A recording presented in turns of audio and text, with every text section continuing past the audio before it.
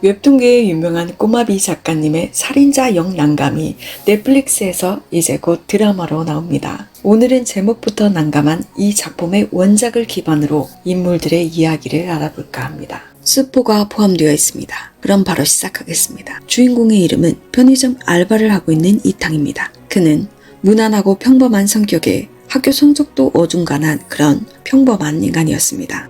그런 평범함을 평소에 본인도 알고 있었고 평범함을 탈피하고 싶었던 인물이었습니다. 그러던 어느 날 사건이 발생합니다. 이탕은 평소처럼 알바를 하고 있었는데 그날도 어김없이 진상 손님 중년 남자 둘이 있었습니다. 평소처럼 역시 마무리를 하고 집에 가려던 중 이벤트로 택배로 온 시계를 보고는 편의점 사장에게 망치를 빌려서 퇴근을 했습니다. 그런데 퇴근하는 길에 그날 당일 진상 부렸던 2명의 손님 중 1명이 누워있는 것을 발견하게 됩니다. 이탕은 그래도 아저씨가 걱정되긴 했지만 진상 손님이었으니 쌤통이라는 생각으로 그냥 지나가려고 합니다. 그런데 그 앞에 누워있는 진상 손님과 같이 있던 그 진상 손님이 있는 걸 발견을 하게 되죠. 그래서 그 진상 손님 2에게 저기 아저씨 도와줘야 하는 거 아니냐고 물어보게 됩니다. 그러자 그 아저씨는 귀찮다는 듯 집에 가려고 합니다. 이탕은 도와주려고 했는데 귀찮다는 듯 말하는 그 아저씨에게 뒤에서 손으로 욕을 하고 있었는데 순간 아저씨가 뒤를 돌아보게 되면서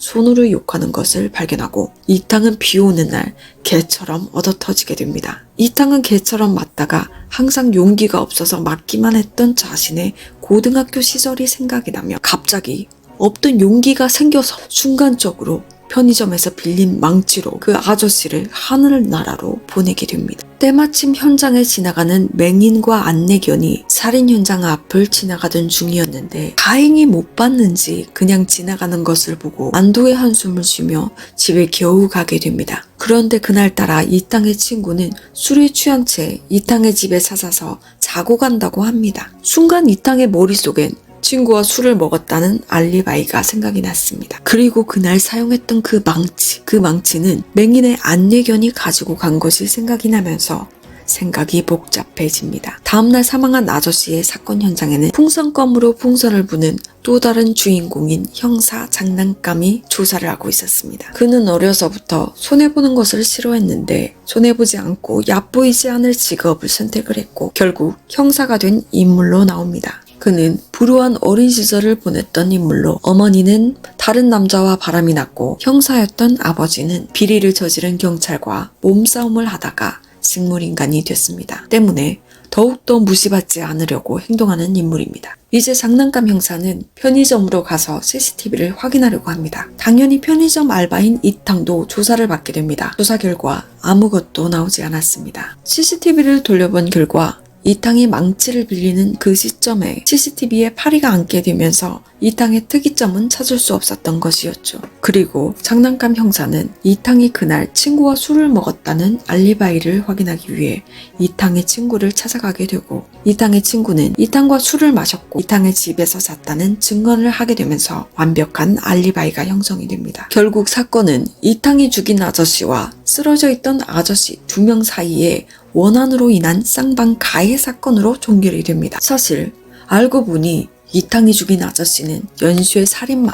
여부일이라는 이름의 수배 중인 범죄자였죠. 그리고 쓰러져 있던 아저씨도 역시 여부일이 죽였던 것입니다. 이탕은 범행 직후 죄책감으로 불면증에 시달리곤 했는데 자신의 범행이 들키지 않은 것을 알게 되자 새로운 삶을 선물 받은 기분이라고 생각하는 이탕이었습니다. 하지만 행복은 잠시. 얼마 뒤 편의점에 사건 당일 봤던 그 맹인이 찾아와서 물건을 사려고 합니다. 그런데 갑자기 100만 원도 달라고 협박을 합니다. 매달 줘야 한다고 말하면서 이어서 말합니다. 그날 밤 자신이 본 것은 모두 말하지 않겠다고 말이죠. 그와 동시에 선글라스를 벗자 한쪽 눈이 살아있습니다. 자신의 시력이 완전히 안 보이는 것은 아니라면서 학생이 어린 것 같으니 이 정도에서 넘어가는 것이라고 말을 합니다. 이탕은 결국 자신의 죄를 인멸하기 위해 맹인 여자까지 하늘나라로 보내게 됩니다. 또 한 번 죄책감에 휩싸인 이탕은 이번에는 자수하려고 결심을 합니다. 경찰서로 찾아가려는 순간 때마침 뉴스에서 부모를 살해한 시각장애인이 숨졌다는 속보가 나오게 됩니다. 그래서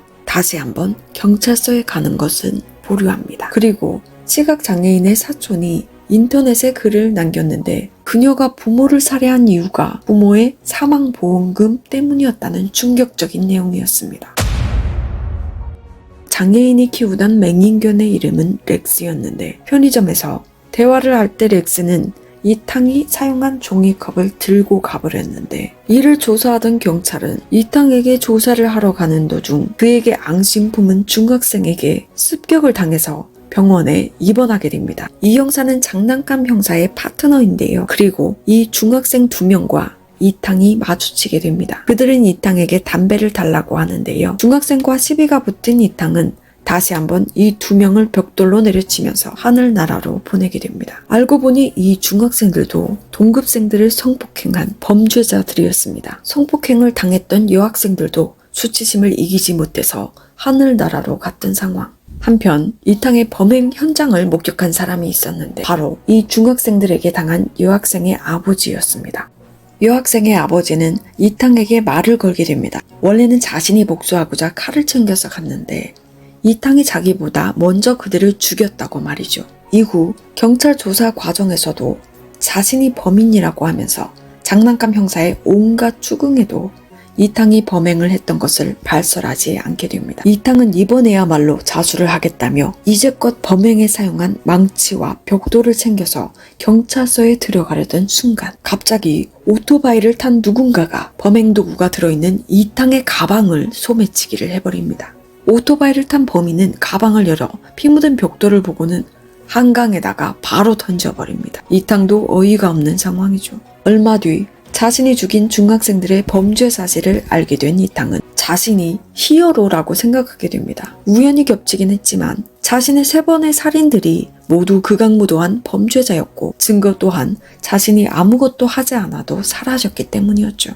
한편 장난감 형사는 최근의 살인사건을 누군가의 연쇄살인이라고 생각을 하고 수사를 하기 시작합니다. 그리고 유능한 프로파일러 노빈이라는 사람을 찾아갑니다. 노빈은 해킹에도 능하고 정보를 조작하는 범죄에도 가담했던 인물인데 이야기를 들은 노빈은 이 사건이 연쇄살인 사건이 아니고 연속살인 사건이라고 말을 합니다. 왜냐하면 발견된 증거가 없지만 증거를 없애려고 한 흔적도 없기 때문이었죠. 사실 로빈도 중학생 2명을 하늘나라로 보낼 때 숨어있던 목격자였는데요. 중학생들의 정보도 알고 있던 로빈은 그들을 심판하는 이탕을 목격하고 그가 경찰이 할 수 없는 심판을 해주는 진정한 영웅이라고 생각했던 것이었죠. 이탕은 장난감 형사의 수사망을 피하고자 부산으로 내려가게 됩니다. 그리고 마트에 취직하면서 조용히 지내던 이탕. 그러던 어느 날 갑자기 마트에서 일하던 여직원이 사망하게 됩니다. 누군가 그녀를 죽인 것이죠. 그런데 그녀를 죽인 범인도 곧 죽게 됩니다. 이탕이 일하는 마트에 수사를 하러 온 경찰들이 무서운 이탕은 그날 바로 다른 지역으로 도망을 갑니다. 냄새를 맡은 장난감 형사는 이탕을 쫓아 대전으로 갑니다. 그런데 장난감 말고도 이탕을 쫓는 이가 한 명 더 있었습니다. 그의 이름은 송촌. 최근에 악역을 찰지게 하는 이희준 배우가 맡았다고 합니다. 이 인물은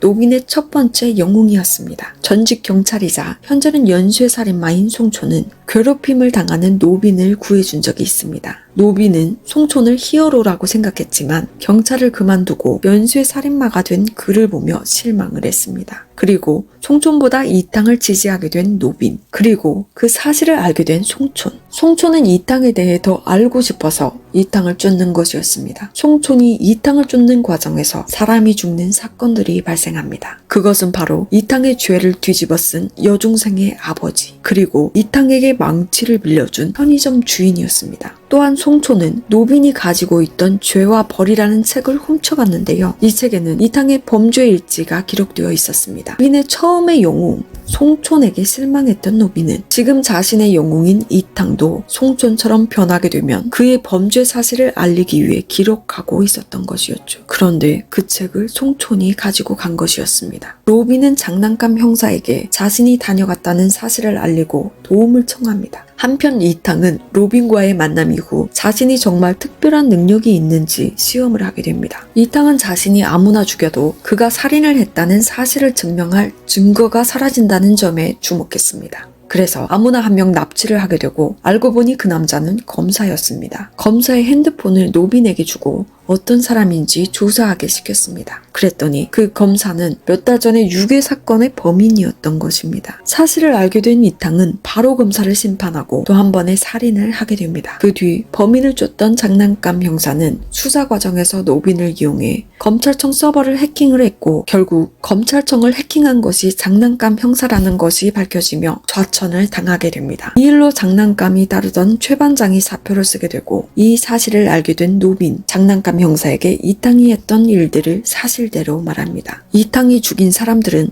모두 극악무도한 범죄자였고 이탕이 증거를 없애는 능력이 있다고 말합니다. 한편 이탕을 쫓던 장난감과 송촌 그리고 노빈과 이탕, 걔 네 사람은 이탕의 아버지가 입원해 있는 병원에서 만나게 됩니다. 그런데 사실 장난감의 아버지를 식물 인간으로 만들어버린 비리 경찰이 바로 송촌이었던 것입니다. 장난감은 자신의 아버지가 비리 경찰을 말리다가 그에게 맞아 식물인간이 된 것으로 기억을 하고 있었죠. 송촌에 대한 이야기를 조금 더 해보자면 송촌의 아버지는 범죄자였습니다. 경찰이 된 송촌은 아버지가 범죄자였기 때문에 승진을 하지 못하고 교통경찰에만 머물러 있었죠. 그런 그를 눈여겨본 장난감의 아버지는 송촌이 경찰이 되도록 도와주었고 장난감의 아버지와 송촌은 같은 서에서 근무를 하게 되었죠. 어느 날 구내식당에서 밥을 해주는 아주머니가 억울한 누명을 쓰고 잡혀가게 됩니다. 죄명은 마약 사범이었습니다. 사실 경찰서에서 입수한 마약을 빼돌린 사람은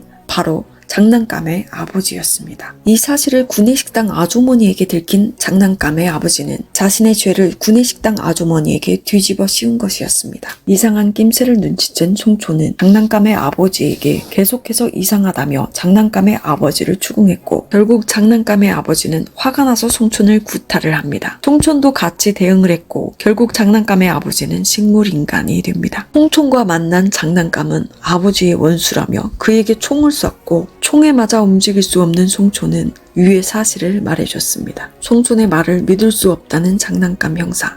장난감 형사의 기억 속 송촌은 어머니의 외도 상대이기도 했습니다. 장난감 형사는 송촌에게 말합니다. 당신이 아버지를 저렇게 만든 것은 어머니와의 외도를 숨기기 위해서였지 않냐고 말이죠. 송촌은 그것도 사실이 아니라고 말합니다. 장난감 어머니 외도 상대는 자신이 아닌 장난감 대신 사표를 썼던 최 반장이었다고 말이죠. 이미 장난감은 혼란의 도가니인 상황이죠. 결국 분노를 주체하지 못한 장난감은 송촌을 총으로 하늘나라로 보내게 됩니다. 총격전이 벌어졌고 노빈 역시 송촌이 쏜 총에 하늘나라로 가게 됩니다. 이탕 또한 자신이 사람들을 죽인 이유가 그들이 극악무도한 악당이었기 때문이라고 합리화를 했었지만 송촌과 장난감 사이에 벌어진 일들을 알게 되면서 혼란에 빠집니다. 혹시 내가 믿은 정의 역시 다른 사람에겐 불의였지는 않을까라는 의문을 던지는 이탕. 이런 질문에 도달하자 자신이 마지막에 처단할 사람은 자기 자신이라는 결론을 짓습니다. 그리고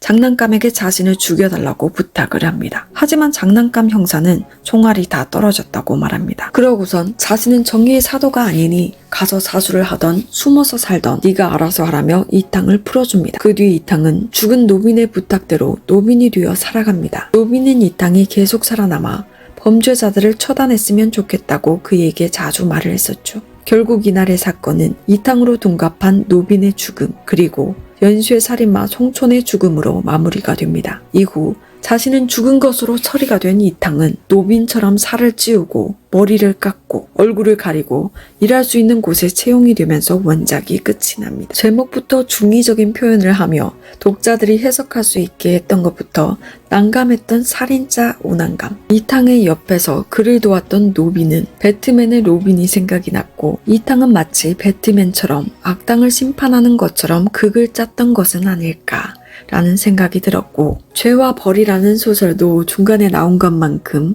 인간의 죄와 그에 합당한 벌은 무엇일까 라는 생각을 다시 한번 했던 작품이었습니다. 이제 곧 넷플릭스에서 오픈하게 될 살인자 오난감 기대가 됩니다. 여러분들은 이 땅이 선의의 편이라고 생각하실까요? 시청해주셔서 감사합니다.